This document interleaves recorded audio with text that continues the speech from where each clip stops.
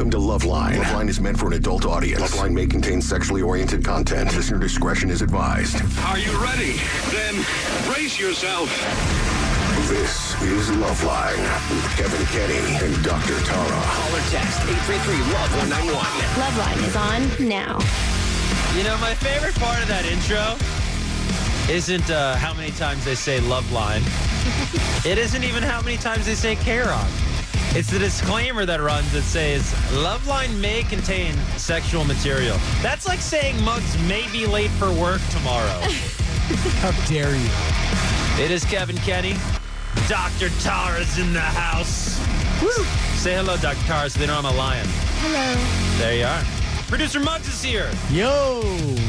And we're going to get down to the nitty-gritty.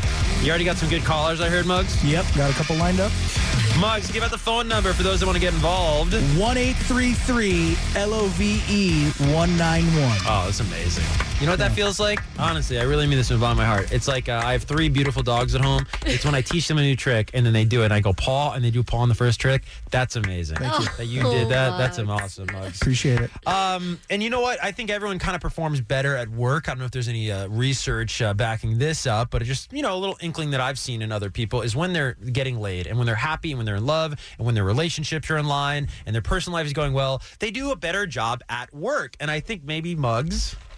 Yeah. Maybe what you're going through right now, as unlikely as it was, as likely as it's been, as unexpected as it is to say this, I could have never seen you in the type of relationship you're in right now, and I've known you for a while. I know the types of women you've been with, and I'm not saying that in a disparaging way. Yeah, but, you know, are.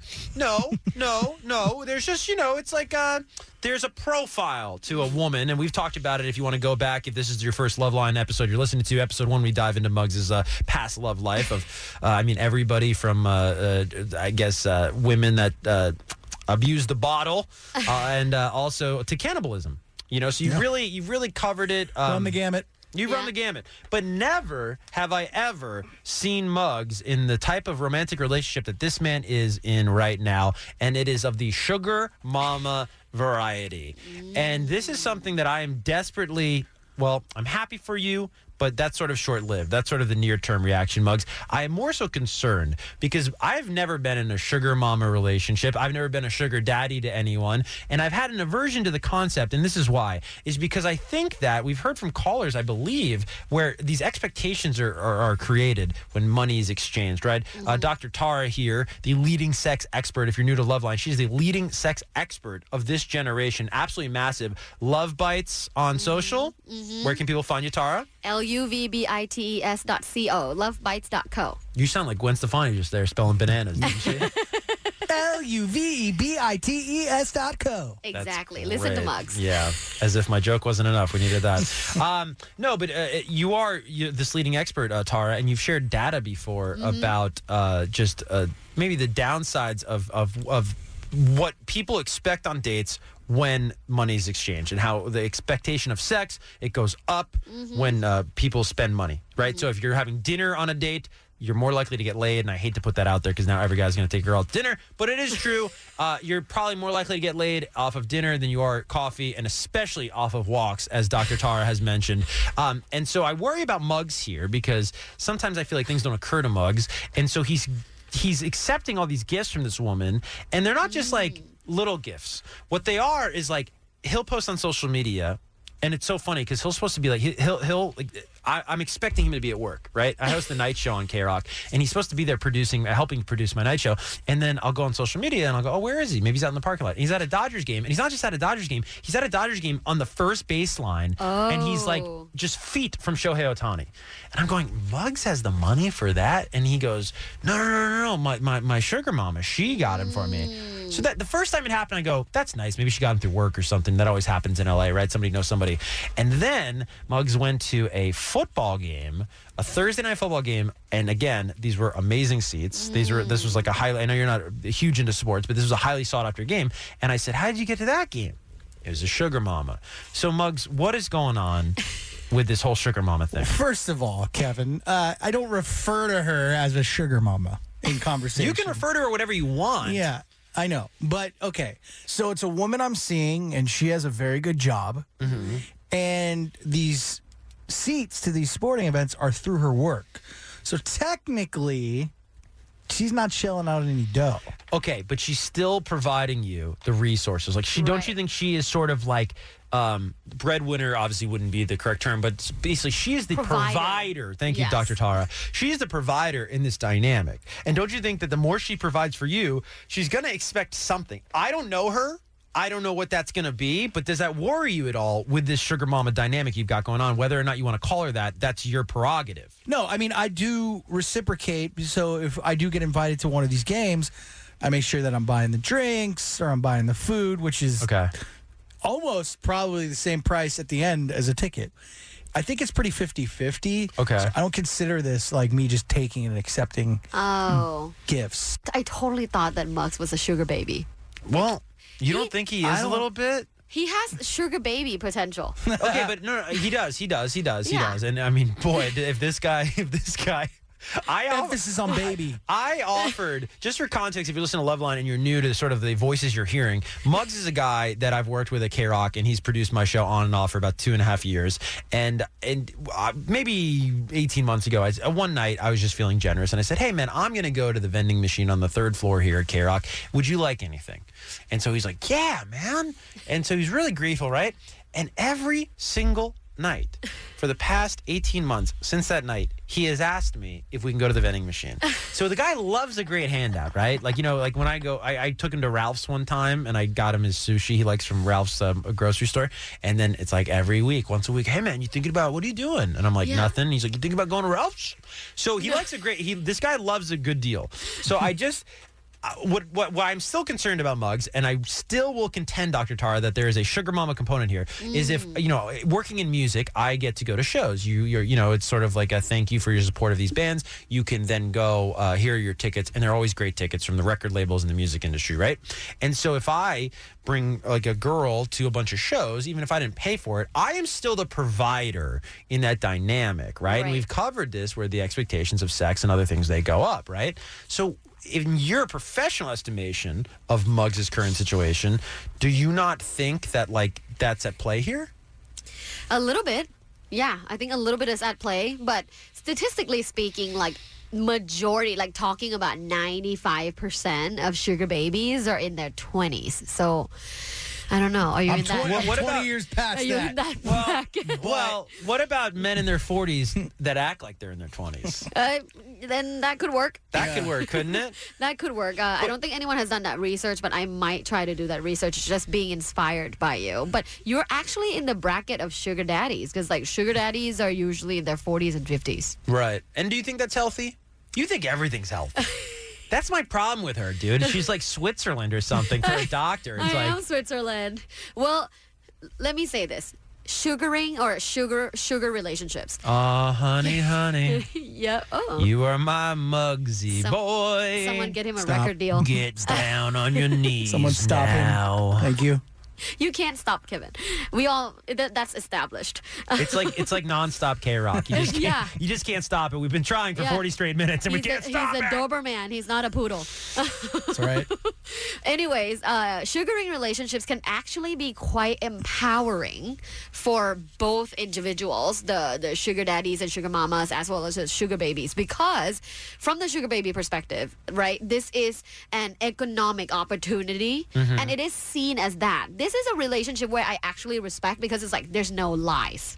Well, that's a It's great like- point you make. Yeah. Because it's like maybe most relationships are like that. You know, I've never is. been a guy, and you can probably, you know, Tara's great. It's sort of like making me realize things about myself. And I think I'm a weird cat where, like, I like learning about myself and being like, oh man, I'm even more messed up. What is that, right? It's therapy. Yeah, but I like it. It's like I don't run from it. I kind of like get off on it. Like, wow, I Ooh. learn more about myself, and you know, tell me how I'm messed up. Anyways, what I'm saying is, like, I think most dynamics are of that like, whether it's an official relationship or not. I think guys like showering girls with, like, stuff, right? They like showing off. I've never been that way though. Like, I've always just been like, let's get a drink, see if we like each other, and then it's kind of casual, and that's, you know, it's probably why I casually dated the majority of my life. But I think there's something to what you're saying where, like, you know, people will turn up their nose and be judgy about these sugar mama, sugar baby relationships. But that's most relationships, probably. Yeah, that's most relationships. Like someone tends to be more of a provider. Although we are 2024, there are a lot more egalitarian relationships. Have you ever heard of that term? No. No.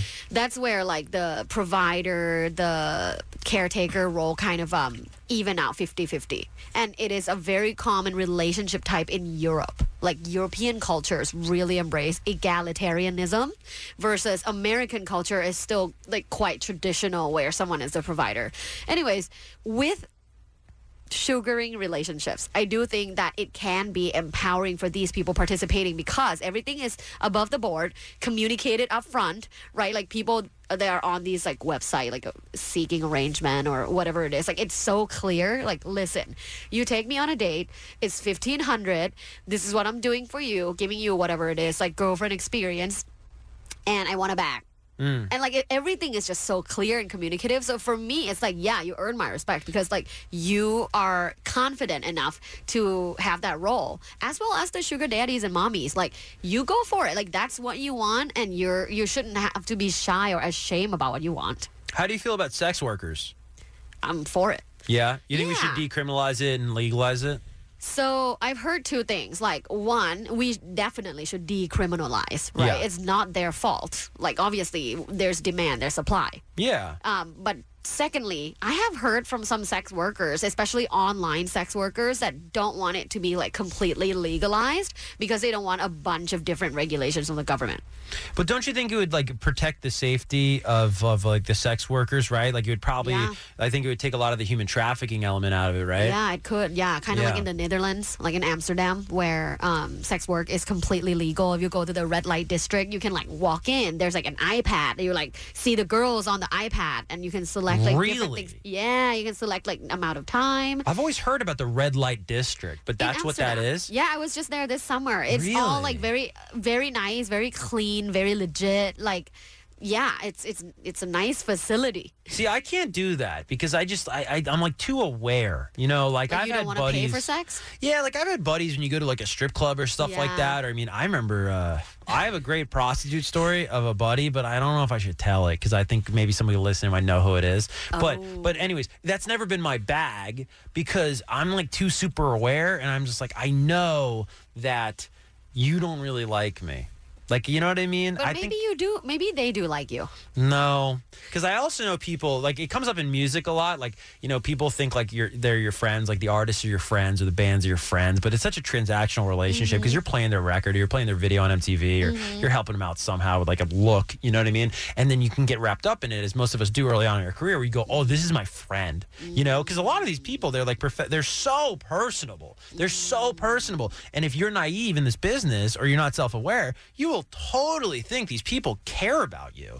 But it's all a business. And I always used to joke with buddies of mine back east when we were working in New York on the radio that I was like, dude, if you think these reps like you, if you think these bands like you also probably think strippers like you.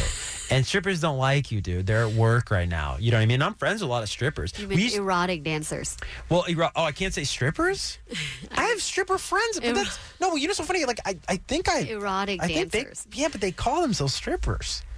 Anyways, hey, by the way, if you're a stripper listening, I mean, no disrespect. Dude, I used to go to a place called Scores in New York. And Scores in New York, I have to talk about this for a moment, had the best deal ever. And so I used to host an afternoon show on MTV. And when we would wrap the afternoon show, it'd be like 5, 6 o'clock at night. And Scores in New York, this is like 5, 6 years ago, would have a deal where you could get in for free before 9 p.m. and the first 2 drinks were free. And so what we would do is we would just take the crew there. I don't even think MTV does this. We would just take the crew there after the taping, and we just drink for free. You know, watch the girls dance, the erotic dancers, and then we would just go out, for the night or whatever. I would do a radio show eventually, and then, but like it was like the best. You drink for free. That's a great deal. Oh, it was ridiculous. They clearly don't do it anymore because it was like we were just robbing them of their All alcohol. the people taking advantage of them. Yeah, but no, I'm a huge advocate, and it's funny where. But Have you been to Jumbo's? No, I haven't. That's like what in LA. It's what yeah, Topless. in Hollywood. It's so Is it fun. Topless? It's a strip club. I heard about a place, I won't name it because I don't want to disparage the business, but there's a place in the greater Los Angeles area that markets themselves as a topless sports bar. And I said, this has to be the coolest idea ever, bro. Like just jumbotrons, the games are on, I can watch, I can eat my chicken wings, and then like the bartender. Naked girls. That's like the best. That's like my dream, dude. So then me and my buddy go one day and we turn onto the street, and there's something where if you're like a strip club aficionado or a gentleman's club aficionado, you can just like smell it. You can just like, you turn on the street and you go, there's train tracks right there. There's an industrial park right there. The train track. Yeah. And you just go, all right, dude. And we both looked at each other at the same moment and we go, this is just going to be a strip club, isn't it? And it was totally just a strip club. And there was like 2 TVs with like the USC game on. It was like so not a sports bar. Oh. But I don't know. It's funny. I enjoy that experience, but I don't enjoy the idea of prostitution.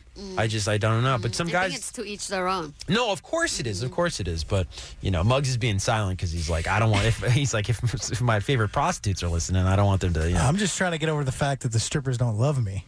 Yeah. Oh, yeah. You're still processing that. Yeah. Yeah. Muggs is that kind of guy who would be like, Fall in love. no, dude, like I go when she's not working, dude. You know what I Oh, Muggs. Man, Yeah. there's so much to unpack. mean? Well, let me ask you this because I'm getting word here. Thanks for passing this over to me, Muggs, who's working the phone lines. I mean, he really does do a lot behind the scenes here. Anyways, there's a woman. Is this right? Ashley from South LA, Muggs, that you're talking to on the phone line. She's cheated on her partner and doesn't know whether or not to tell them. I guess let's start with this, Ashley. Are you there? Yes, I'm here. So you told Muggs here, the producer, when you're on hold, that you're from South LA. I noticed this with people who call the radio station KROQ, and they always say South LA, and I feel like it's very vague. And it's like, to me, I grew up in New Jersey, you would just say the town, and even people here in California say the town. So why did you say South LA? I just want to keep it really as vague as possible. Okay. Now, this isn't Ashley Madison, is it? No. Okay. You just have a lot. You just have a Your lot. girlfriend? No, I mean, you just have a lot in common with that website. All right, so you cheated on your partner. How did that happen? Let's just start there before we even get into whether you should tell them or not. Okay, so I went out with some girlfriends out to the bar, and my old past life, I used to be a flight attendant, and I ran into an old pilot friend of mine, and, I had a couple of drinks, and one thing led to another, and him and I left, and, we ended up hooking up. Took flight. It's really funny. Like a lot of when you have bored human beings living a shared, boring, isolating experience, sex is just due to abound. I think about kids that go to these colleges in like Rochester, New York, or these places where what else are you gonna do but drink and party and fornicate. You got to figure out these creative words. Gainesville, Florida. Yes, that's a good example. Go to football games and and you just you get together. And the same thing with flight attendants, because I used to see quite a few flight attendants. And if you're out there right now and you're a single man or a single woman and you want to have a great time with somebody, no strings attached, a great vocation to pursue your suitors is what is it called? The aero what the air industry, the airline industry. Airline industry. Yeah, airline. Yep. But yeah, so I mean that's kind of lonely as it is. So are you still a flight attendant, or you used to be a flight attendant? I used to be a flight attendant. It's a very lonely life, wouldn't you say? Being a flight? No, it was actually not. No. But okay, why did you fill your time with just like a bunch of sex, or how did you fill your time? You're in a different city every day. Traveling. I was traveling all the time, and I was with friends. And but it's like having bands. a great time. It's like I'm friends with bands. I work in the music industry. When you're on tour, you're not really in that city. People go, "Oh, that's so glamorous. They're in Rome. They're playing a show in Rome." You're not actually in Rome. You're on a bus. You're getting shoveled into an arena or a venue. You're doing this show, and then you're getting shoveled to the next place. And so that's kind of what it's like to be a flight attendant, though. Well, not necessarily, because I was with my flight crew on the whole trip, and we would just all hang out together. Let me ask you this, Ashley. How many serious boyfriends did you have while you were a flight attendant? About 2. Okay, and how long were you a flight attendant? 10 years. Okay, so you had 2 serious, and then was there a big space in between that time, or did you date both for about 5 years? One was about 2 years. The other one was 5 years. So I had some time where I was single. Okay, so did either of those people ever cheat on you? And you can be honest. Not that I'm aware of. Okay, so then what do you think drove you to cheat? Just nostalgia? I mean, you're clearly missing something that you're shacking up with this former pilot friend of yours. Honestly, it's probably the alcohol. Oh, is that a real excuse, Dr. Tara? Is that a real excuse or is that a cop-out? Because I've allegedly been cheated on, and I say alleged because she never admitted to it, but there's a lot of bad evidence indicating that she may have cheated on me, and she claims she blacked out. Depends on which statistic you want to cite. We see from like 1/3 of infidelities involve people being intoxicated. So if you're thinking 1/3, she's 1/3. That's the statistic. I think it's very, very common. But there's a famous Eminem song I will not quote right now. You remember Guilty Conscious? What'd he do? Like trip, fall on his, Never mind. Yeah, don't quote that. I'm not going to quote that. Anyways, but it's my never point a is, good alcohol excuse. can't make you sleep with somebody. It just can't. You have to have a desire.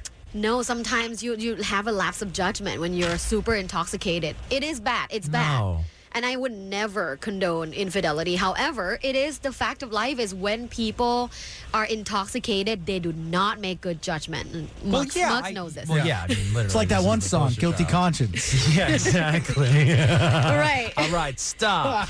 Now, before you go in this liquor store. Older than George Burns. We don't want to have to pay Interscope Records for this podcast episode. No, but seriously, like you couldn't feed me intravenously enough Mike's Hard Lemonade to sleep with Muggs. Do you know what I mean? You just couldn't. So I'm saying there has to be a desire there, and I think to blame it on alcohol, as Ashley is right now from South LA, I just think it's a cop-out. What's your relationship like, Ashley, right now? Are you married? Is it you said you cheat on your partner? I mean, that could mean a whole lot of stuff. Is that your boyfriend or girlfriend or? No, it's actually my husband. Okay. And how long you been married? I have been married for 5 years. Okay, and how's the sex? It's pretty good. I would say it's pretty good. So then why are you cheating on this guy? I mean, that's a good question. I don't know why I did it, but I just want to blame the alcohol. Well, did you ever sleep with a pilot in the past, or was this a first-time thing? No, I've slept with pilots in the past. No, I know pilots. I mean, look, it's funny. This is what I love about cheaters, man. You get them talking, and then all of a sudden she come out because she was a goody, little too goody two shoes, as whatever the phrase is, right? And she had 2 boyfriends in 10 years, and now she's like, oh no, I slept with pilots. Well, I had I had like had 3 years single period. Single. No, I know. did. You are not actively listening, Kevin. I'm not slut shaming. I've already established on this episode I don't slut shame anymore. I did in a past life, but just like Tom Brady retired from football, I also I commentate slut shaming, but I don't partake in it. I might watch it happen, but no. But so I'm not slut shaming you, Ashley. But what I'm trying to get at is, had you ever slept with this pilot before? Yes. Okay. So was there something that he offered you that your husband does not offer you? Is he a different built man? Is he a different kind of lover? Did you have a different experience with what he provided you than maybe say what you're doing with your husband right now? Probably. Yeah, probably. Okay. He probably did offer a little bit of different spicy things. I think in the Loveline rule book probably is yes, doctor. Would you say that? Husbands too vanilla. Oh, is that okay? So, doctor, is that what you're hearing? What I'm hearing is that your sex life might be a little boring because when Kevin asked you, you said it's pretty good. And I don't think you would ever want your spouse to say your sex life is pretty good, would you? I don't know if I ever want a spouse. I mean, that's You would want your spouse to say it's great, right? Right, you want that to be the real life experience, is that our sex life is great. It's like when chicks, when they fake it with you. Right. And you like that. Who are you talking to? Mugs. No, that's not. Muggs looks like he's an empathetic, generous lover. Yeah. By the way, No, yeah. Muggs will I can't Muggs tell will you. go down on you forever. I can't All day. I can't tell you how many times he has unsolicited, volunteered that information about him. I know that about him. What? You know how many What? times I've probably known him like for real now, like maybe 2 years, 2.5 years we've worked together. What are we talking about? How much you enjoy going down on women. Why would I know that? Why should I know that? I have no reason to. It's not actionable information. I can't use that. It's not useful. And yet I know this, and I know it on multiple occasions. He has volunteered this information, again, without a solicitation. We know you got to go, so thanks for calling in, Ashley. Thank you. We are going to take a break on Loveline. When we come back, we've got red flags that you don't need. We're going to identify some red flags, both scientific and I guess you could say inexact from my findings. And that's coming up next on Loveline. These red flags we don't need. These red flags we don't need. These red flags we don't need. These red flags are what we don't need. These red flags are what we don't need. Look at that. Muggs, how's that one go? These red flags you don't need. Can you tell who the lead singer of that song is? Yeah, it's Bon Scott. What's his name? Yeah, there you go. That Wow. name. Maybe think out the jokes before you say them on the air. It is Kevan Kenney, Dr. Tara, Loveline on KROQ, producer Muggs, begrudgingly here. And as you just heard in that little ditty that, or you can't even say ditty anymore. No, that's you another can't. thing we can't say. No, it's Ditty. very sensitive, especially towards Gen Zs. Yes, yeah, Like, yeah. That's a triggering word. Or people who run baby oil companies. Anyways, red flags are very, I think it's an interesting concept because there's two kinds of red flags in my estimation. There's the professionally researched backed red flags that have science supporting the fact that you should avoid this type of behavior in people, suitors, potential partners. And then there's the intangible, sort of like maybe street red flags that you might see, and they're intangible, but they are red flags and they are things that you should avoid, even if medical science doesn't support it as much as maybe what Dr. Tara is about to say. So what are some red flags, Dr. Tara? Yeah, there are quite a few behavioral red flags that are obvious red flags without any excuses, right? Because sometimes I share these things and people are like, well, it depends. I'm like, no, it does not depend. It never depends, right? It's a red flag. Number one, if someone love bombs you at the beginning, that is a huge predictor of an unsuccessful relationship. Define love bombing, though, because there are a lot of popular phrases, many of which have been hurled at Muggs over here in the dating scene, Yeah. and relate to me, and some fair, and some I don't think are fair. And I think whenever you get these buzz terms, especially if you know it's like a power move to call someone that, they Yes. get abused a little bit. Okay. So what is love bombing? I can see that. Love bombing is excessive affectionate behavior that is unjustified. So Give me an let's say example. first date, like showing up at someone's house unexpectedly, bringing 500 roses, and then saying "I love you" like the first 30 minutes of being in a date. That's So love kind of like what bombing. Muggs did with the Orlando girl, where he got her a bouquet of flowers and invited her to a Tool concert. And how many times did you ever meet her? Only because she love bombed me first, Kevin. So all of that is And trauma red dumped, by the flags. way. Tara. Red flags? Trauma dumping is the big red flag. You know what I think is the love bombing that I would look out for is you shouldn't be going on a vacation with anyone Right. like in the first 3 months of dating them. Oh, that's interesting. I think of the people that go away on vacation, they run away together and things like that. But I do understand love bombers because we live in a day and age of post-iPhone world, and everything is just so efficient. You know, you can get your groceries, or if you want a taco right now, we could go. Muggs' eyes are getting big. We're not doing this, Muggs, but we could. man. We could use an app. And they would just bring us a taco, right? And so if people want sort of the girlfriend or boyfriend experience, Yeah. but they don't want to like put in all the work that requires, love bombing is a great alternative. That's why they do it, but it doesn't mean it's healthy or good for you or good for them. So ultimately, it is not a good behavior to adopt. And if you consider yourself someone that does a lot of love bombing, you should talk to a therapist. But, okay, how does it become a problem? Why is it a problem, right? Because It becomes a problem because it falls off. A lot of love bombing is only about the getting of something. the hunt. The hunt. Right. The getting of something, the chase, the getting the prize. Once Right. you get the prize, it's over. It's like dogs chasing cars, right? Dogs chase Do they cars. ever get the prize, though? Yeah, but then if they catch the car, what are they going to do with the car? They can't drive the car, right? So why are dogs chasing cars? Why are these guys on the hunt and then they get the girl and they go, oh, I never even wanted the girl. I just wanted to get the girl. Yeah. Which is very different. Now, do women go through that? Do they ever like hunt men like that? Or they're sort Yeah. of, really? Yeah. This is not gender specific. Okay. There's lots of women that love bomb all the time, and this is usually from their insecurity and being uncomfortable being alone. Like they will find someone, and if they get interest from this person, they'll immediately like love bomb the person, saying "I love you" early, texting them all the time, and trying to spend all the time with them, coming over to like clean the apartment and like help them out with like their like dentist appointments, and just Right. overdoing things that are not considered like quote unquote normal in a in a healthy relational development. Now, that's your red flag. Muggs, do you have a red flag before we go on? All of that was just mentioned. Well, you talked about trauma dumping. How would you define trauma dumping? Is that another red flag? Oh, yeah, that's totally a red flag. That's like when someone immediately overshares all of their past what if they're just an traumas open and person? difficulties. But it's in societal norms to not share these things immediately to someone you just met. But what if you've already made peace with it? Because I think I'm somebody who talks for a living, and I interview people for a living, right? And so what interviewing is like you kind of have to make a stranger, albeit a celebrity more often than not, comfortable enough to talk to you about intimate things in a matter of moments, because you only have 10 to 15 minutes with them overall for the entirety of the conversation. And so you develop a way of talking to people and putting them at ease. And then you also develop a comfort, especially like someone like me who's been to therapy many and many a time since I was a teenager.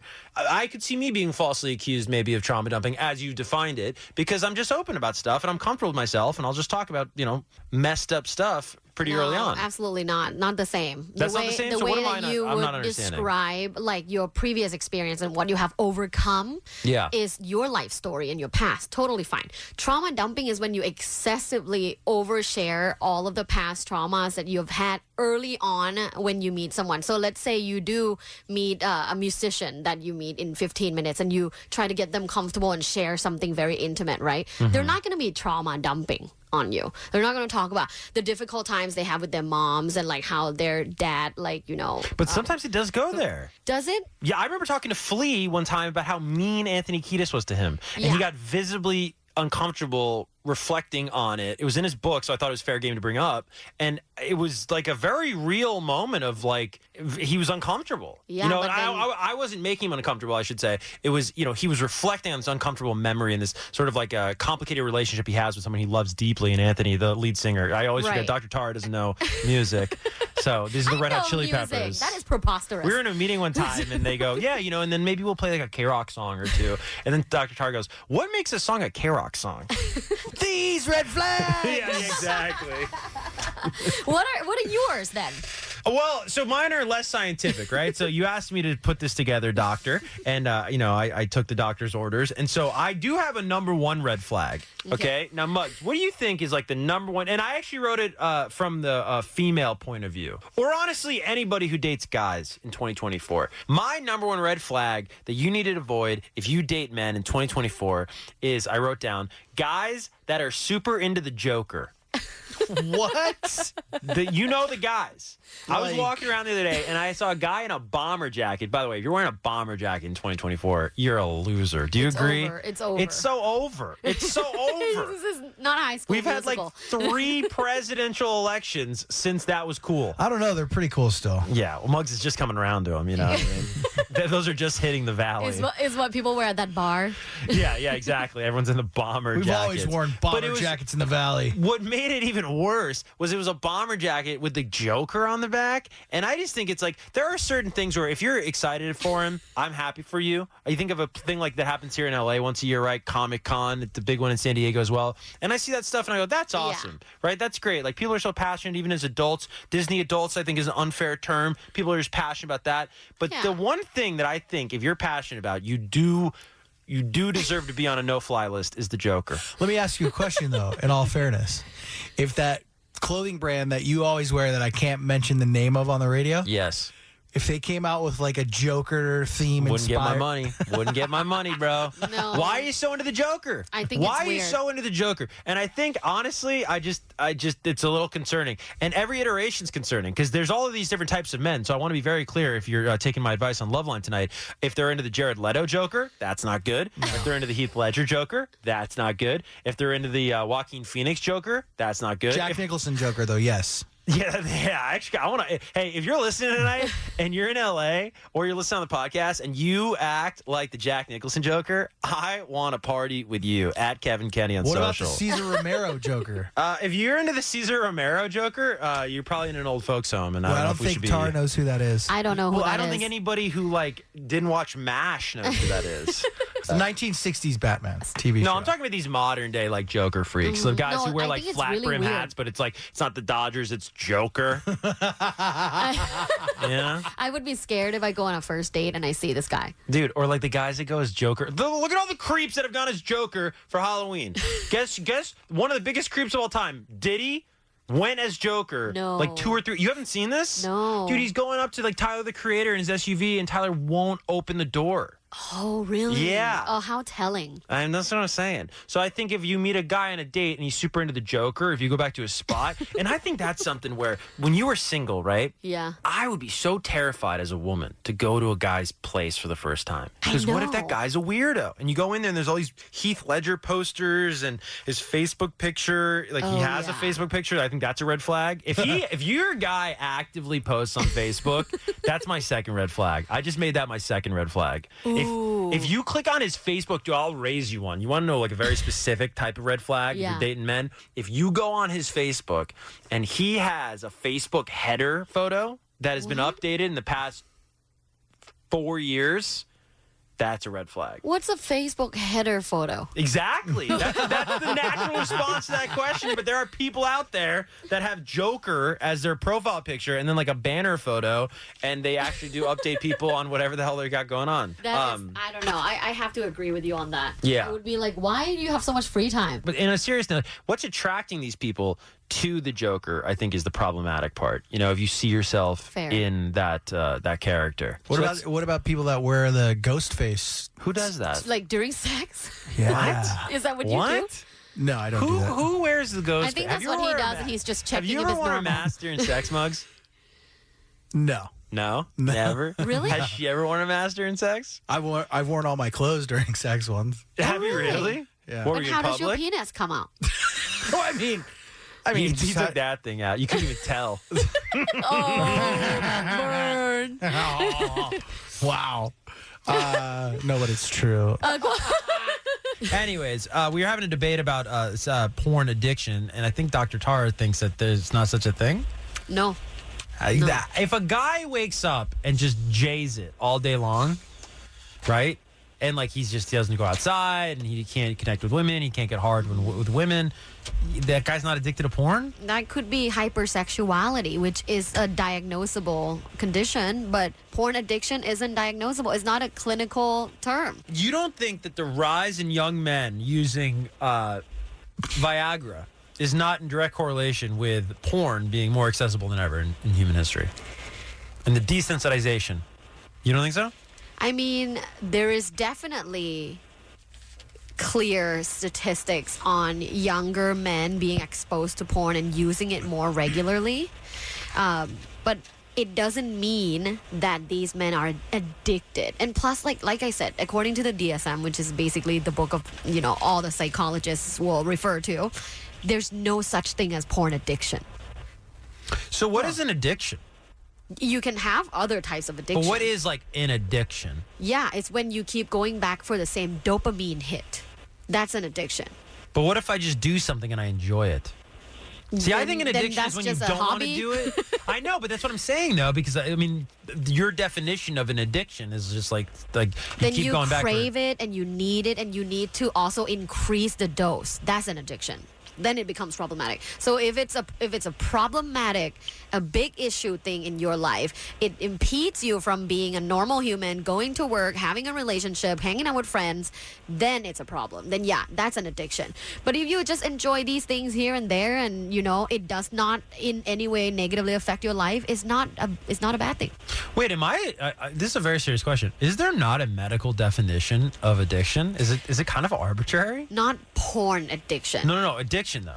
Addiction there is. Okay, what is that term? Not to put you on the spot if you have to look it up. Right, but well, what- I would have to look Okay. it up if you want verbatim, but it's technically a dopamine hit where there is a thing that you keep going back to and you need to consistently, frequently increase the dose. That is an addiction. Like, what about the guy I went to high school with that still lives at home and he's back home and he's never really had a job, but he posts on Facebook a lot. I see him update people that he's addicted to winning. Is that an addiction? No. Okay. I think he deals drugs. You know that guy? Degenerate gambler? Yeah, I think he deals drugs. All right. So what makes we have a doctor here that thinks that porn addiction is I guess not a thing, or is that what you want to say? I don't want to put words in your mouth. He could be. He could have hypersexuality. That's a term. Is the addiction in the eye of the addict? Yes. There is such thing as overconsumption of porn. And there is such thing as desensitization, for sure. And there is such thing as problematic use of porn. However, shaming people has never actually worked into helping them quit porn, believe it or not. There's research on, like, should we use shaming strategies? Should we make them feel bad about what they're doing? And none of those strategies work. People can't be shamed into quit watching porn. You know who probably loves that people get shamed Who? for watching too much porn? People that make shame porn. Oh. Because all that's going to happen is if you shame somebody for watching too much porn, then they're going to develop a new kink where they want to get like shamed. They want to watch Right. people get shamed and stuff. Yeah, probably like another profit. Yeah. But yeah, I do think in mainstream porn though that there's such thing as like overperformance and overproduction and you know, we talked about this before, how like people could be super misguided into having unrealistic sexual expectations in real life and therefore cause them to have terrible sex life and take them a long time to overcome something like that. So is it a problem when you watch a lot of porn? And when we say a lot, 4 to 5 times a day, that's a lot. That is, the condition is overconsumption of porn. So, yeah. And you know what's funny too about porn? I once, I want to tell this kind of in a vague way. Uh-oh. But I once went on a date with a porn star. And like, I'm not that into porn. I was like, you know, maybe 20 years ago when I was like a kid, I'd be like, oh yeah, like Jenna Jameson or something. You know what I mean? Yeah. But I don't know the names of the people now necessarily. Sasha Grey. Yeah, she was on Entourage though, right? Like that's like old school. Sasha Grey. Sasha Grey, yeah. Who's like the big? You probably know Muggs, right? Who's like the big porn Riley star? Reid. No, these are all old names, aren't they? Yeah, what about now? Oh, Now? Kazumi is a huge star. Yeah. Yeah. Kazumi. Okay, so Kazumi, or like OnlyFans, I guess, is the new porn stars. Anyways, I went on a date with a very famous porn star that I didn't realize was so famous that like wherever we went, people were like buying us drinks and stuff, and like I couldn't believe how like famous this person was. They were also the worst person I've ever gone on a date with, and I was so shocked. It was such a learning lesson in my life because when you're watching pornography, your brain is going, oh, this is so awesome. Like she's like so voluptuous, or she's so attractive, or man, she's so dirty, or whatever your preference as a male is watching this porn. And you never think that like that's all fantasy, because if you actually talk to that person, they might be an awful person. You might have to listen to them just to go on about themselves, and it might just be like intolerable. And anyways, this person was so intolerable, and any straight guy listening right now is totally going to feel me on this next point, is how insane this is like as a young boy, your dream is like to sleep with a porn star. Like it's like this thing of like, wow, what a bucket list crazy, like how crazy would that be, right? Mm-hmm. And so here you are, and I have this opportunity, and I could not stand this woman to such an extent. I literally ditched her when she went to the bathroom at a club. I was like, I don't know how to get out of here. So anyways, I think that's also a downside to watching too much pornography, is you lose sight of reality and what actually bonding with a woman looks like and feels like. Have you ever heard of halo effect? Is that the ice cream with less calories? I think. It's not bad. I tried it. Is that what you're talking about? No. What's the halo effect? It's a psychological effect where you idealize people who are, 1, attractive, Yeah. 2, intelligent, 3, I never thought she'd be intelligent. No. Not. These are not like, these are mutually exclusive. Like it can be like an attractive person, an intelligent person, or a person of authority, and people idealize one of these people to think that they're good people, when in fact, just because you're attractive or intelligent or person of authority doesn't mean you're a good person. So you were just a victim of halo effect. I just think I wanted to have sex with a porn star. Yeah, well, and you thought that she was going to be like a nice, fun person, and I she thought wasn't. she'd be tolerable. Yeah. You know, I well, thought she'd just be tolerable. You're just a victim of halo effect. Well, Maybe. You got haloed. I got haloed. Good video game, good Beyonce song. And the Good ice ice cream's not bad. Yeah, it's really not. Jack is calling Loveline because, do I have this right? I can't have sex with someone unless I'm messed up. So, Jack, are you there? Yes. So, when you say messed up, what do you exactly mean? And just try to be kind to the FCC license limitations in terms of vernacular that is allowed on this program. I'm a little nervous. Okay. Is this the Dr. Tara? Yes. What? Are you freaking out, Jack? Are you a big fan of Dr. Tara?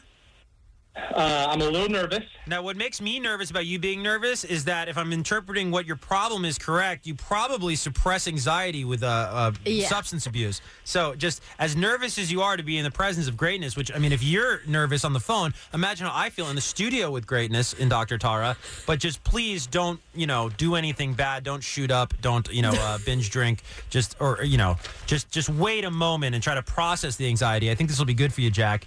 But in the sense of not being able to have sex unless you're under the influence is how I'm gathering your issue. Where does that date back to? Was your first, your sexual debut, as Dr. Tara likes to teach us to say instead of virginity, was your sexual debut, Jack, under the influence of something? I was messed up my first time. Okay, and what was the mess of choice? It was Mexico. So there was a little tequila, a little beer. Sometimes they mix the two. Yeah, I believe that's called a bulldog. Is that what it's I called? think it's a bulldog. If you put like a Corona upset. No, I really think, isn't it a bulldog? You never heard that? No. Senor Frogs? You ever go to Senor Frogs? Oh, yeah. New songs, Papa's and beer. Muggs does not drink alcohol. He doesn't. If there was ever a guy that drank alcohol, if you were in an art class at UCLA and your prompt was to draw a guy that drank alcohol, you would draw Muggs? Beer mug. Yeah. Yeah. Anyways, Jack. Well, that's not that bad, man. So that's okay. I mean, I'm not trying to sort of build a tier list of substance abuse, but I mean, he's not doing meth. He's not. You know what I mean? Like he's not doing crack, and then Fair. I can't have sex unless I'm on crack. Well, but it doesn't mean that you should be intoxicated every single time you have sex. Like that indicates a deeper problem for sure. Well, definitely. And I honestly, not to sound like naive or a Boy Scout, I found out somewhat recently in my life that the majority of people are inebriated when they have sex, and I'm typically not. It's like there's this normal. No, you're definitely not normal. It's common, but I mean, the doctor can explain the difference between common and normal, right? Right. Okay, right. so why don't you address that? Because Jack, I think I hear Jack pouring something, so why don't we gotta get to him soon? Common means a lot of people do it. Doesn't mean it's normal or good. So, safe to say, everyone should be able to have sober sex that is pleasurable, consensual, and enjoyable. So if you cannot do that, it is time to self-reflect and investigate what is the deeper problem here. Perhaps family? Well, my big problem is I if I'm not drunk, I can't get a boner. An erection? You cannot get an erection? That's funny because when I drink, the opposite. I can't get a boner. Oh, so that's interesting. Wait, that's true? When you drink, you can't? Yeah, otherwise... Is that what whiskey... yes. Penis? Yeah, is that what that is? Yes. Yeah. Really? Very common. So I don't think I'm... You know what? I think I'm so scared of, I don't know why. It's really interesting because it's not projection. I've never... I swear, God is my witness. I've never, ever, ever done anything like that is concerning in my past. But there's something about I want to be accountable during something as intimate as sex, and I just want to be there for it. And I don't even like for her to be messed up. I've said no so many times. I'm not acting like I'm noble for doing that, but I've said no so many times because the girl's too messed up. I'm like, I'm not into this, man. Because good job, by the way. Yeah, but I don't mean it hey, look at me, I'm I'm a superhero. No, but it's just it's my that's thing. That's important. Yeah, but I've also killed a lot of great vibes probably, that are just yeah, I don't want to do that. But why is that some men can't get aroused when they're drunk, but then Jack here can't get aroused if he's sober? So what Muggs is experiencing is way more common and normal, scientifically speaking, because when there's a lot of alcohol, you're bound to have erectile dysfunction situationally in that moment. But for Jack, I think what he's experiencing is sexual anxiety. And in order to reduce his anxiety, he uses alcohol. And once he's intoxicated, he is properly socially lubricated and he's ready. So for him, it's overcoming anxiety rather than trying to get an erection. It's not about trying to get an erection. It's about overcoming anxiety. All right, we'll be right back on Love Lines. Loveline. Loveline. With Kevan Kenney and Dr. Tara. We'll be right back. Feels so good, doesn't it? KROQ. What up? Hour number 2 of Loveline. If you're listening on the world famous KROQ, and just the middle of the podcast, I guess. If you're listening on the podcast, it's Kevan Kenney, Dr. Tara, producer Muggs is here as well. We were talking about this movie, The Substance. It stars Demi Moore, and it really examines how messed up this industry of Hollywood can be with aging actresses specifically, and specifically if you are the aging actress, as Demi Moore portrays in the film, that may have been known as sort of like a sex symbol, when they were younger. Yeah, when they were younger, and then how that affects people. And, the movie is quite grotesque, but I think in a very important way, because they present these visual grotesque things to sort of display how grotesque the behavior is towards aging women in Hollywood. So we were kind of talking about that, and I was contesting that it's never been a better time to be an aging woman because of sort of MILF culture and because of the celebration of older women and their beauty. Even I think Pamela Anderson now not wearing makeup, I believe, is like this sort of stance she's so taken. Beautiful. She is very beautiful, and I think it's a good time. And then you brought up this three named person that I am not familiar with. Now, Muggs, can you name a 3 named person? Who do you think we're referring to? Jonathan Taylor Thomas. That's what I was gonna say. That's what I thought. Who's a 3 named person I know, and it's the same actor from Home Improvement. So clearly, Muggs and I get out. But no, this is Aaron Taylor Johnson. Okay, and before I even explain why we're talking about ATJ, does anyone call him ATJ? No. Okay, ATJ. Nobody. ATJ. There's a drop. ATJ. Before I even talk about why we're talking about Sir Aaron Taylor Johnson, who is this? Okay, so Aaron Taylor Johnson is a huge Hollywood movie star. Why have I never heard of him? What? What movies is he in? The Bullet Train with Brad Pitt. Okay. Have you seen it? No. Wasn't that like that? I don't even think that was in theaters. Extremely attractive. Was he opposite Brad Pitt, or was he happened to be in that movie? Like, was he starring? Opposite? Well, you can star in a film, or you can be in a film. Yeah, he's one of the main one. He's not the leading because he's not Brad Pitt. Yeah. But he's one of the main ones. Okay, so he's in Bullet Train. Anything else? That movie, what is it called? Like, Craven? Yeah. Have you ever heard of this guy, Muggs? Now that I looked him up, yeah. Okay, he's in Nosferatu, Kick-Ass. I don't know any of these movies. 28 years later. Well, anyways. He's very attractive. And he's very attractive. Paint the picture in case anybody knows. So how old do you think this guy is? He has like long curly hair. Well, not that descriptive, but he's an attractive guy. And how old do you think he is? I think now he's in his 30s. Muggs, how old is he? He is, 34. Okay, so he's 34 years old. And so that's kind of plays into why we're talking about this guy. So he has a huge age gap with his wife. I thought you were going to say something else. So this is... Sam Taylor Johnson, yes. Whoa, wait. Her name is Sam Taylor Johnson. Yeah. I was like, what are the chances that he dated or met a woman with 3 names? So, okay, he's Aaron Taylor Johnson. She's Sam Taylor Johnson. Yes. Okay, so this age gap is described as huge. How big is the age gap? 23 years. 23 years. So he's 34. Years. So they met. Well, before we even get to that, he's 34. So she's 57. Now, Muggs, how do you feel about that? I mean, that's what he's into. It's whatever floats his boat, right? Could you ever do that? What do you think is the biggest age gap that you've had with a woman you've dated or slept with? 8 years. That's it? Yeah. You never tried like the cougar thing? Mm-mm. Why not? Didn't. Wasn't your thing? No, I wouldn't say it wasn't my thing. It's just I never came across the opportunity. Really? All the bars you go to in the Valley, there's not a cougar bar? Well, yeah, but I'm not actively pursuing the options for cougars there.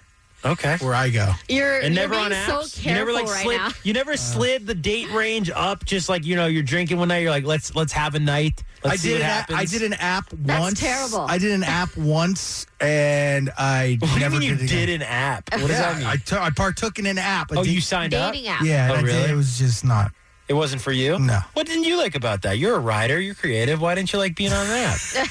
I didn't know that was all about writing and creativity. It is not about writing or creativity. Well, you guys are crazy. Are you kidding me? People's aversion to those things a lot of the time is they don't like to write about themselves or they don't like to text. They just like to meet people. So I'm saying, what did you not like about it? I think a lot of the times, and not on my end, but on the other end, like sex was expected. Like, and you didn't like that? Not on all of them.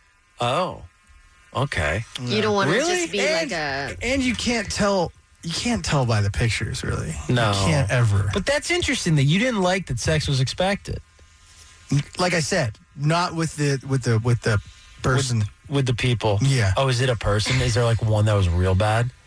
I wouldn't say they were really bad. I didn't have You had a bad experience with them. No, I just didn't have a desire to have sex with them. Wow, but it was bad enough where you didn't want to do the apps anymore. Yeah, dude. What are we talking about here? Like, what do you mean by bad? It's just, it wasn't... It was an uncomfortable enough situation where he said, you know what, I don't like this and I'm never doing this again. Yeah. He also doesn't have a problem getting laid. No, he really doesn't. Yeah, you told me. We've talked about it on the show.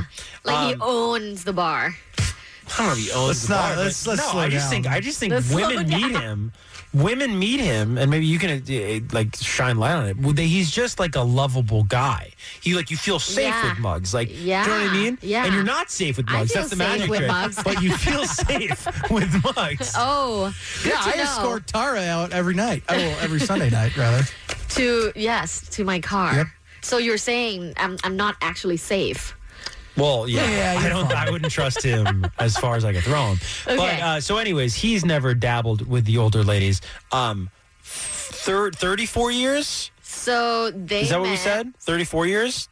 What do you mean? No, he's 34. He's 34. Yeah. What's the age gap? 23 years. 23. Yeah. Okay. So when did they meet? They met when she was 42 and he was 19 How does that happen? at a movie like audition. At an audition? Yeah. What, were they Movie were they both audition. auditioning I or was think she they were- casting? I think they were both auditioning. Not for the same role. Yeah, of course. No, of course. Yeah, but I think they were both trying to work on a movie, And then they literally fell in love. And just 1 year after meeting, the guy proposed to Okay. her, and they got married. So there's a lot of things wrong with this relationship. A lot of Not question according marks. to what they say. Well, what do they say? So he said, I just know that it works. I just feel secure and loved and safe. We have a very deep connection, and we're just in sync. When did he say that? How long into the marriage? Recently. Was that on the honeymoon? He said that recently, and they have a kid together too. They had a child together. Wait a minute. So Yeah, she she was. How got old was she? pregnant. How old was she when they got pregnant? I think just 2 years after that. So like marriage. mid 40s though. Yeah, That's pretty yeah. impressive. That's pretty good. God bless them. Well, I guess with a 22-year-old sperm. Yeah. Is that true? Do we know if that's true? That like younger sperm is stronger and better? Well, yeah, Is it? Or are we just assuming? I'm assuming. We're assuming. But younger can also mean healthier, right? Yeah, that is true. As you get older, you tend to have more definitely. illnesses. So my question is what do you think that's about? I mean, because what's like? Do they talk about like is his mom in the picture? They're not talking about his family. Okay, because I think this is all you theorizing about his I think mom? this is 110% about whatever he went through as a kid. That he would at 19 be that emotionally. Because I'm not saying he's not attracted to this woman. Of course he is. Right. This is the love of his life. It sounds like. But to be drawn and to relate to someone at 43 years old. Or, I'm sorry, he's 19, He 20, was 19. 23 is and 42. Yeah, 42 maybe. Yeah. So it's like, yeah, like something happened in your life that kind of set the table for you to go and do that. You don't think so? Some people find themselves extremely like emotionally mature, more mature than people in your cohort. Yeah, but he's an actor, right? Right. Okay, so a 19-year-old, every 19-year-old has a void in them, right? It's why we go out to college. We try to prove, like, Find ourselves. We try to make our parents proud. Yeah. We try to get a degree to become something, to make something of ourselves. Or, like your parents never loved you, and then you want to go be famous, and you want to be, and prove them wrong, kind of thing. You have a void as a 19-year-old, no matter who you are. Every actor has a void in them where they need to please strangers, and they have this desire to sort of be other people. Right? Like acting is like they want to be other people, and they enjoy that art. So a 19-year-old actor has a massive void in them that obviously this person filled. So that's why I'm saying I don't think it's just like, oh, like this person spoke to this person. I think they probably healed him in a way from something that happened obviously like earlier in his life. I don't know. I feel like it is also a potential that, when you're very emotionally mature, like much older than your actual age and much older than people in your cohort, girls your age, you might feel like it is a lot more intellectually stimulating and sexually stimulating to date older women. No, I think dating older women is amazing. And I've done it plenty of times when I was single. Absolutely. What's the oldest? I don't know. I mean, I wasn't courting them. Well, but like an estimate. Like up there, probably. 50? Yeah, easily. Whoa. Easily. No, but I am somebody that like fashions themselves a bit of an old soul, and I don't know, just like I have mature interests, maybe. I don't know. I'm not saying I'm mature. Everyone listening to this going, that knows me goes, that guy's not mature. But no, it's like I relate to older people a lot. And so that resonates with me. But I'm not going to marry these people. And I certainly wouldn't have married them at 19. So I'm just saying there was a deeper connection made there that I'm just fascinated, like what his upbringing was like that led to that. That is interesting. Maybe Muggs can help us. And can I take it a step further? I think the reason why Muggs doesn't maybe have that interest in older women is that we've learned on Loveline, if you listen to Muggs, Muggs, he's the caregiver. He wants to be the caregiver. He's a fixer. Yeah. So like he doesn't want someone caregiving for him, right? But do you want someone to caregive you? Yeah, I think so. I don't want to be fully the caregiver. I would like to. I like reciprocation, right? 50-50. Yeah. I don't like to be fully taken care of, but I also, want to take some care of whoever the partner is, And just like Bono, he still hasn't found what he's looking for. Wow. So an interesting research found, and even though we've been talking about like quote unquote aging women, research found that actually older women that are like older than 35 tend to feel the most sexually assertive and at their sexual peak.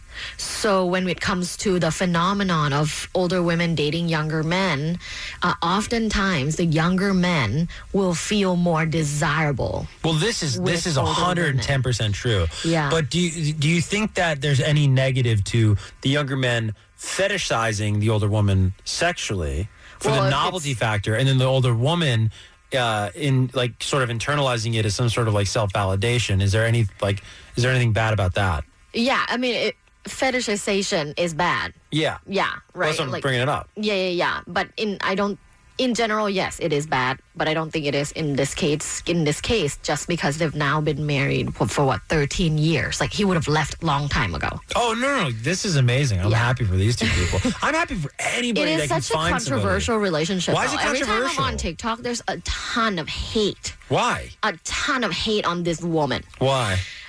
Because she's old. Older. But who's hating on her? Women? Yeah. Yeah, it's women. Yeah. It's not a lot men. of women in the comments saying, because he's in the recent horror movie Nosferatu. Oh, yeah. Have you seen that poster? No. What, you haven't? What is that? What?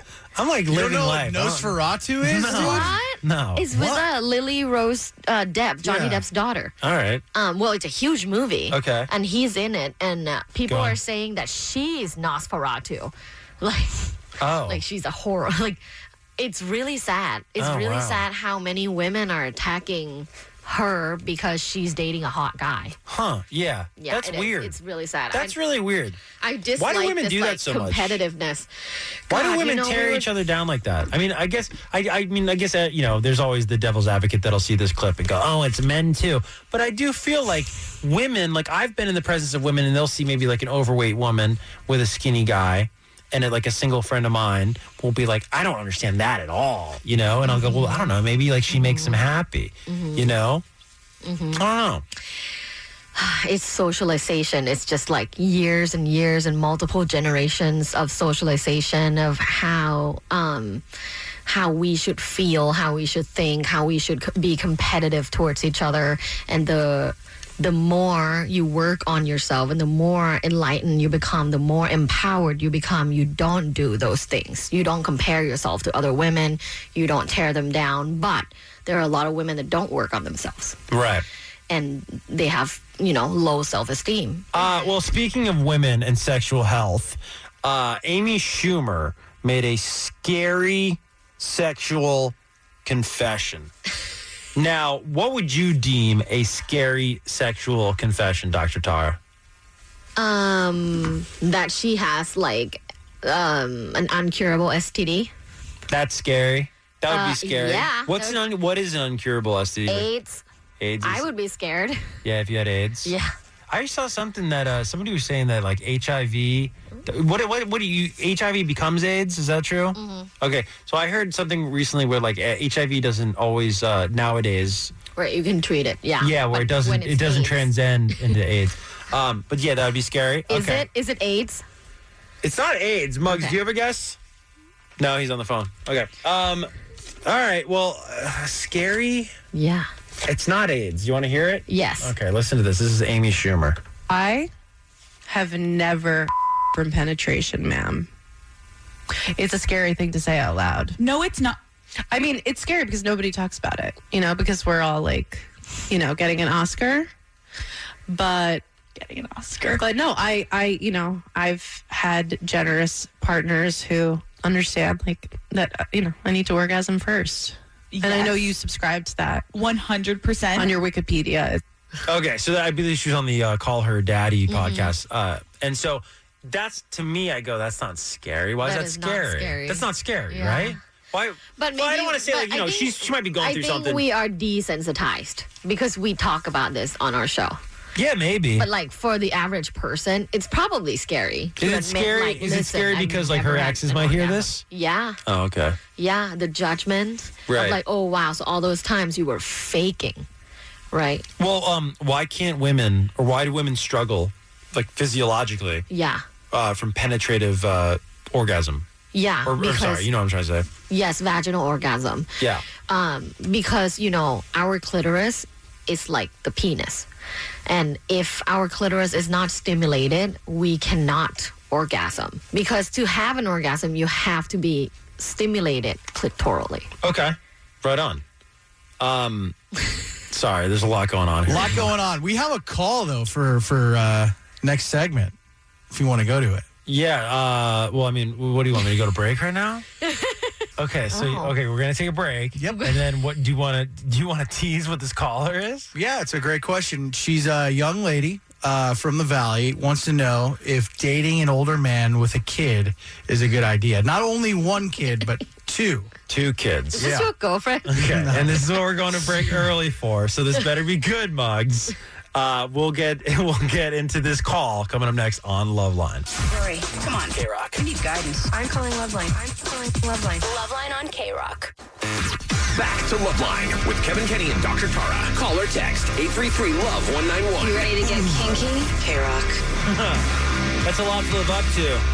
It is Kevan Kenney, as they just said, with Dr. Tara, and we've been talking about age gap relationships tonight. We were talking about Aaron Taylor Johnson, an actor, and his elder wife, and that relationship. We're also talking about sort of aging out of certain roles in Hollywood and how sort of misogynistic the entertainment industry can be, and the new film, The Substance, that is out now. Before I get to this caller we have, who wants to know if it's a good idea for a woman to be dating an older man with a child, which is very interesting, don't you think, Dr. Tara?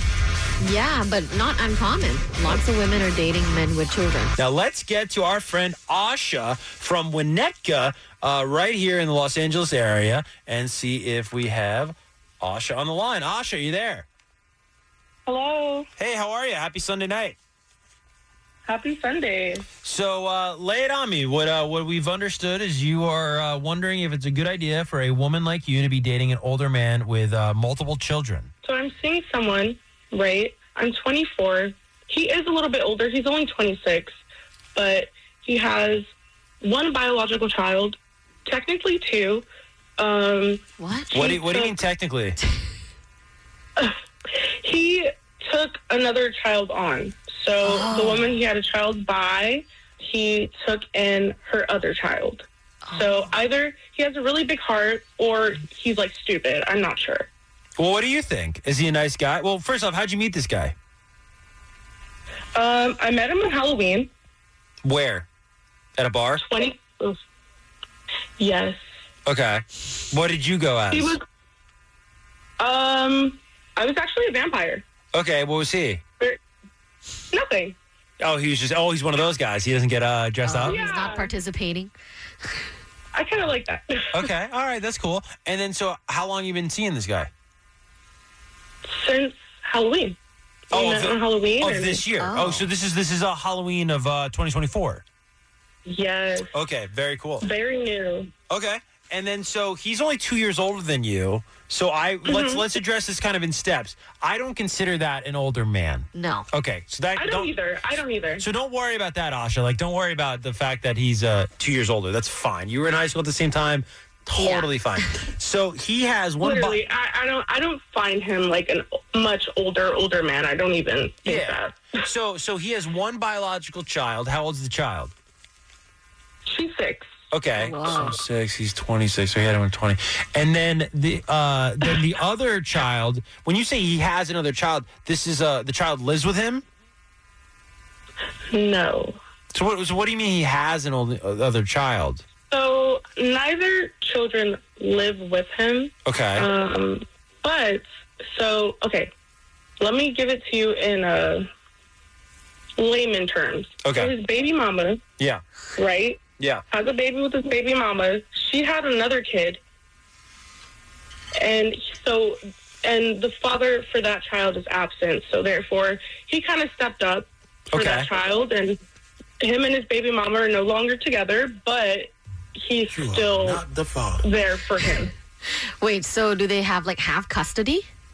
I don't know the linguistics of it. Yeah. So what I'm understanding is this woman he dated, his ex, already had an existing child, correct? Yes. So he starts dating her, and then that child, how old's that child compared to the 6-year-old? Probably 8 or... I don't know, but I believe he may be like 1 or 2 years older. Oh, so you haven't even met these kids? No. Oh, okay. So this is now, do some quick math for me, Dr. Tara. October to now is 3 months. Yeah. We're coming up on 3 months on the 31st. So you've been dating this guy 3 months. And are you under the impression that you are exclusive with this guy? It's seeming that way.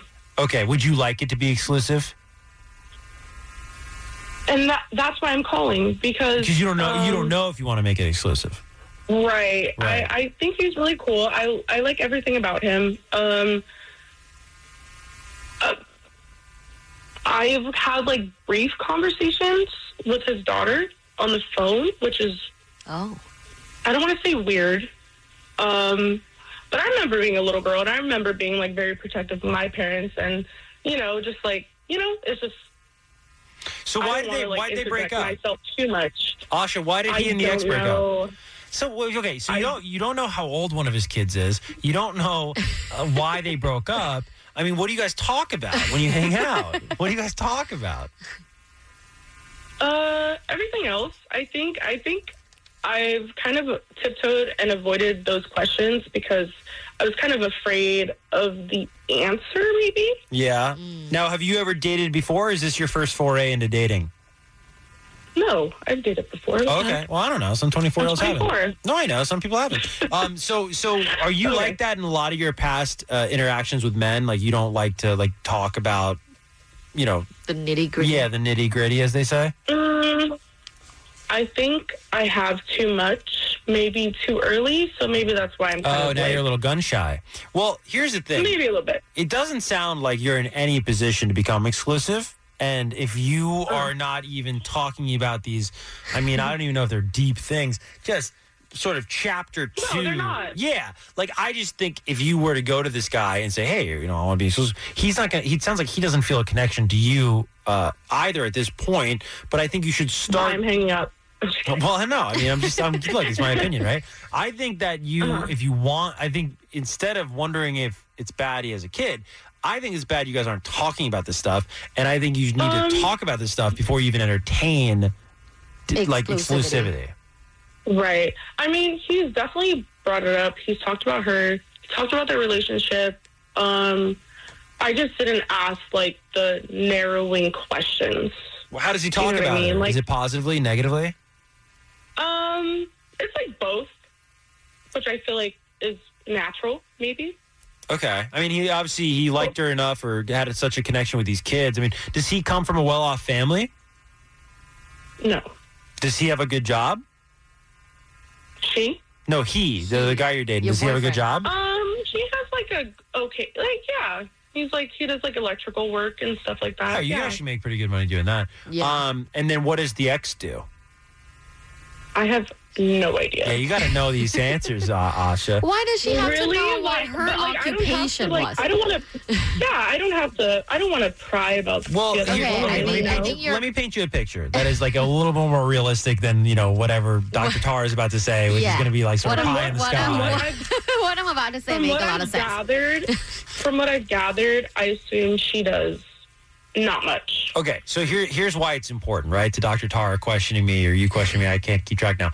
What's important is that if this is a deadbeat lady and she is mooching off of the guy that you want to date, and now he's taking care of both their biological child and then another child, and she has no plans of getting a job or gainful employment or a way to support the child that is biologically hers, then that's going to create issues for you and this guy. Mm-hmm. And then I don't care what anybody says. If you have children with somebody, there's always a connection there. Mm-hmm. And if the baby mom is in the picture, I mean, I don't know if this is love of your life, but if the baby mom is in the picture, there are a lot of other options. That's all I'm going to say. I know it sounds cold. Wait a minute. Let me add this though. Okay. Another layer. Okay. I believe that she has a partner. Okay. I feel like, okay. How serious though? You know what I mean? They live together. So then why isn't that guy taking care of this kid? Good point. Well, because you can't just pass on one kid to another. They met each other. He brought this kid on, and like he bonded with his child. Like this child sees him as his father. His stepchild. Yes, exactly. Like a stepkid. Like that's just what it is, Okay, my question is, how strong is your attraction for him minus the situation, just to him? From 1 to 10. 10. Your attraction to him is 10 out of 10. Dude, no, your attraction is 10. Is this for real? You said outside of this situation. But right. 10? Like, this is like your dream guy? Okay, now with the kids in the situation. Why are you so judgy? 10 attraction. Yeah. What's the number with the kids in the situation, Asha? What do you mean? Like, what do you rate him? Yeah. Did your attraction towards him change with the situation? Well, because I just don't know how to go about it, which is why I'm calling and asking. Yeah, of course. So, maybe like 7.5. So the kids is a big thing because she hesitated there and she said 10 the other time. It's not a big thing. It's just that, I don't know, like, I've worked with kids before. I know how kids work. I just think it's a big thing for them. So therefore, it's like a big thing for me. So I just don't, And it's a huge part of, like, a relationship needs attention and resources. So him having 2 children, as well as a previous relationship, co-parenting, that's going to take away attention and resources from your relationship. I guess, do you like this person enough to go through all that this year together? I'm fine with it as long as, seems like a lot of I don't need to investment do on your part. anything. Well, emotional investment and time. Muggs, can you pull? I don't know if we can do this how quickly. There's a great dialogue from Jerry Maguire between Cuba Gooding Jr.'s character and Tom Cruise's character. And he talks about how when you're dating somebody with a child, it's different, right? Like, you've got to be honest and you've got to, you know. It is different. It is different. And so I just want to, like, not to speak for the child, but, you know, I would just say, this should probably be someone that you legitimately, Asha, and again, I just mentioned on the phone, I don't know how good your judgment is, but if, no, I'm not making, but I'm being serious. What was the giggle for? Like, she's gonna get, can I be honest, Asha? I don't know what she took before the broadcast tonight. She's been giggling at everything tonight. not too much on my girl, though. It's fine. No, She's but fine. but Asha, no, in all seriousness, you need to take it pretty seriously because you are, and I mean this, I don't mean this in a negative way, you are going to disrupt the child's lives in the sense of, like, this is a new variable. This is a new element. This is something where children really do cling to consistency when you're growing up, as we all did too. And this is going to disrupt that consistency. So you have to go, why do you like this guy? Why is he a 10 out of 10? And, you know, he sounds amazing. If he's doing this out of the kindness of his heart and he is that much of a man where he wakes up every day at the crack of dawn and he goes and does, you know, trade work and he's putting food on his table and food of the food on the table of other people's children, including his own, that guy's amazing. I think that's a pretty rare kind of guy. I think you should do it with this guy. But if it's not that. Oh, I've done it. I'm just kidding. Was it good? It was amazing. Oh, wow. Well, that makes sense. Are you using 10 out of 10 protection? makes Are you sense. using protection? 10 out of 10. Are you using protection? Are you using protection? No. You She's said being that like quiet? 4 times. I know, she's not saying anything. I know. I'm like, not anymore. Asha, man. What? Is that bad? Are you on the pill? I am on birth control. Oh, okay. I was going to say 3rd kid coming in soon. Does anybody use protection anymore if they're on birth control? Some people still do, especially if you're like casual. Yeah. Yeah. I have trust issues with people. Before I was like, you know, like When you were single, did you use condoms? always. Yeah. Like, always. As you should. Well, just like, it just, yeah. Yeah, I mean, that's your prerogative, Crazy. of course, Asha. I feel like this generation of men, like, they will convince you not to use one. Yeah, of course. This guy's already convinced somebody that. You're like, that's what the 6-year-old's for. Not him. Yeah, but he's already convinced someone to do that because there's a 6-year-old. Oh, you're protecting him, so you're like already emotionally attached. Oh, God. When's your last relationship, Asha? Before this guy. See, she's got to think about it. There haven't been many. I know the answer. Then why don't you say it? So my last relationship was very complicated, and it was about 3 months before I met him that I like kind of ended things with that person. I don't love this now because why was it complicated? Okay. Short version because we're on the radio. Okay, he was a 40-year-old man. And you're worried about 24? Wait, hold on. You were 22? Oh, yeah. No, I was actually 23 to 24 when I saw him. And he was 40? Nope, he was 47, 48. Okay. And where'd you meet that guy? Can you guess? A bar. You people in these bars. Is it the same bar as Muggs? No. Is it Muggs? Is Muggs? Are you 47? I am the father. Asha, can I just because we do have to get to some other questions, and I want to give you the best advice that at least I think I can give you is you got out of a relationship that sounds like, in your own words, was a problematic relationship and it was complicated, right, with a 48-year-old guy. It just wasn't. It was Yeah. Okay, so then 3 months later, you meet this other guy, and you're trying to make this guy the solution to all of your problems. And the reason I'm so confident in saying that is you told us he has a 10 out of 10 attraction scale, which to me is just so unlikely. And just from an odds perspective, that you would, 3 months after breaking up with this complicated relationship, you would meet the 10 out of 10 guy for you, right? And this guy is very complicated. Well, I didn't say all that. You just asked me, like, on an attraction scale. I know, but Asha, what I'm saying is this guy, you may be inadvertently making this guy, you're trying to fit a square peg into a round hole. And this guy might not be the solution you're looking for, but you are probably looking for a solution. But it might not be this guy.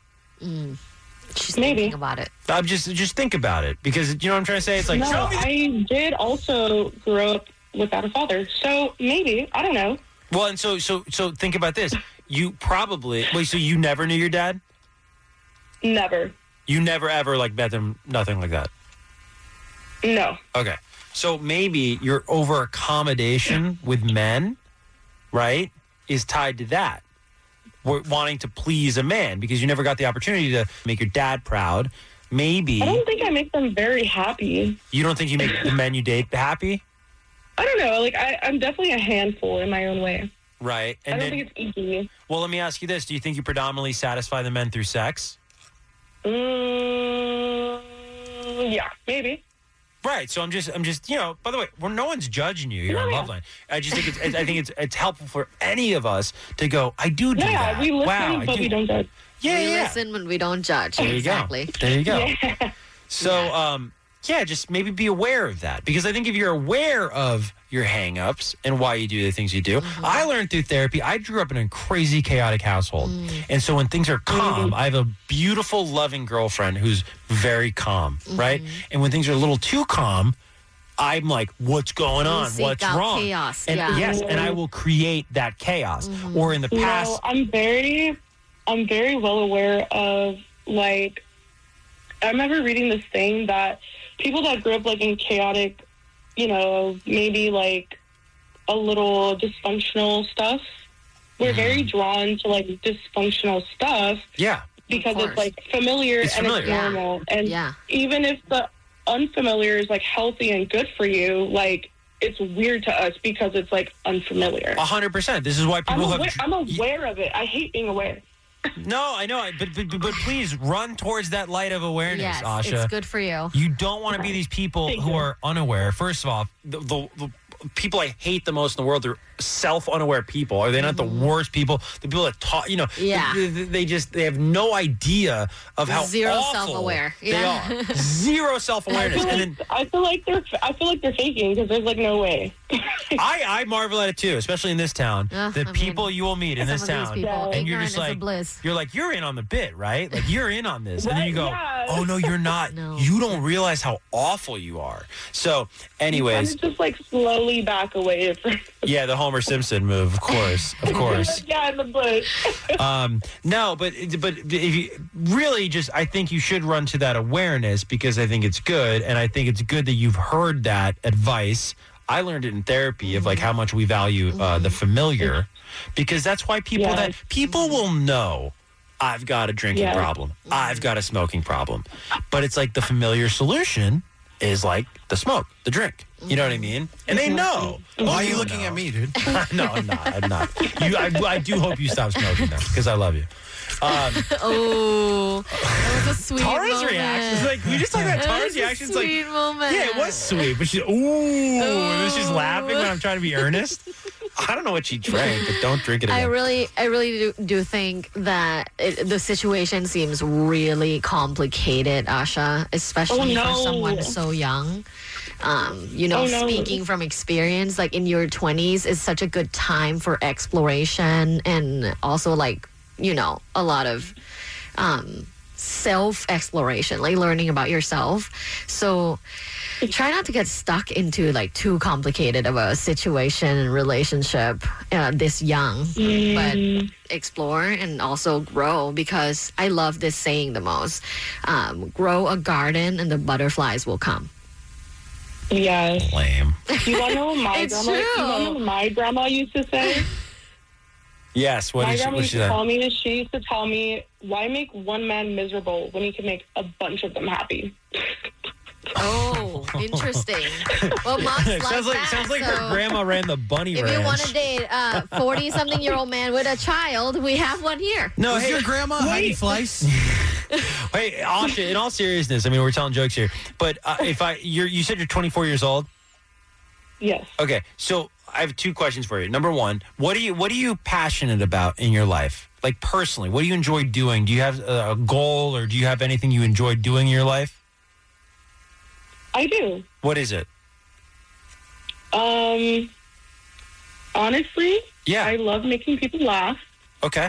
I love writing. So honestly, like I look at my future like endeavors, and maybe it might be something to combine the two. Okay, like comedy writing or something to that effect. Yeah, and like I like drinking, so like I think it goes hand in hand. Like yeah, yeah. Every 24-year-old loves drinking. But also every 24-year-old artist, and you probably are a creative artist, they think they have to be this like tragic character, like they need to drink a lot, or No, I hate being a victim. I hate feeling sorry for myself. I don't like that. Or like self-deprecation. Here's what I just need to leave you with though, Asha, is that you're 24 years old. If you, instead of like trying to please men, or instead of trying to date men, or trying to meet men, or get the validation of picking up guys or guys choosing you at this local bar, because I'm sure in the moment that feels great. First off, I did not meet these two people at the same bar. Okay, but I'm just saying.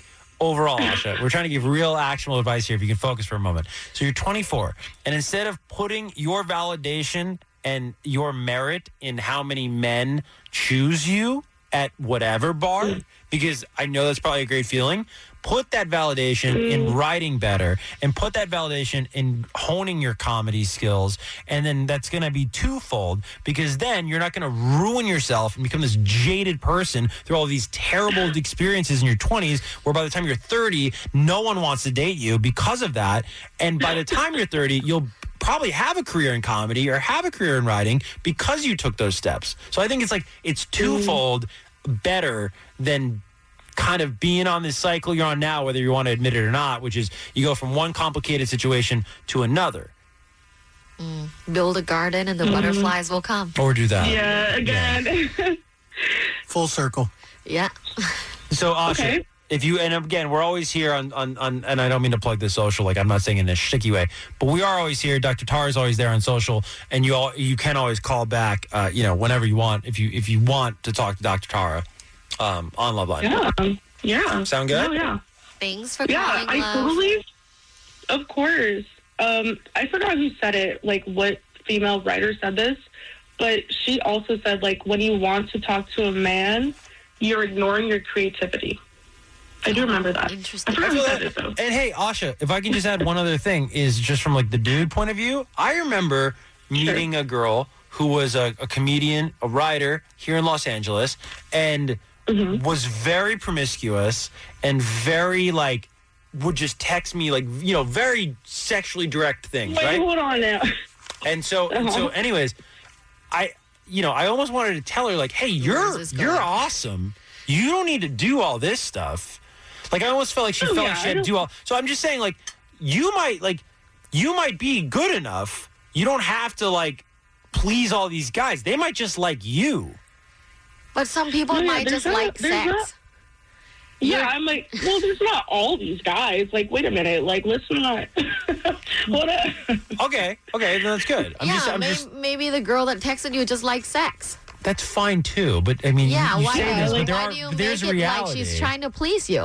No, she can like sex, Dr. Tara, but I'm saying there also is a long track record of problematic female behavior that uses sex as a vehicle to please people, right? So that they get validation. Are we going to ignore that fact? No, that's true. That's true. But there's also tons of women that just like sex. Of course, but on this show, are we going to do a disservice by not acknowledging that there might be concerns with certain types of behavior? Yeah, I'm acknowledging both. All right, that's all I'm saying. Asha, we love you. We got to run. We're getting the rap sign. Dr. Tara, where can Asha and plenty of other people find you on social media? Yes, I'm on social media at lovebites.co. That's LUVBITES.co.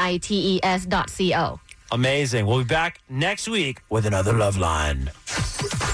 This has been Loveline. The opinions expressed on Loveline are not necessarily those of staff, management, sponsors, or the station. Loveline is produced and engineered by Jonathan Beermug Cantrell. Loveline is a presentation of the world-famous KROQ.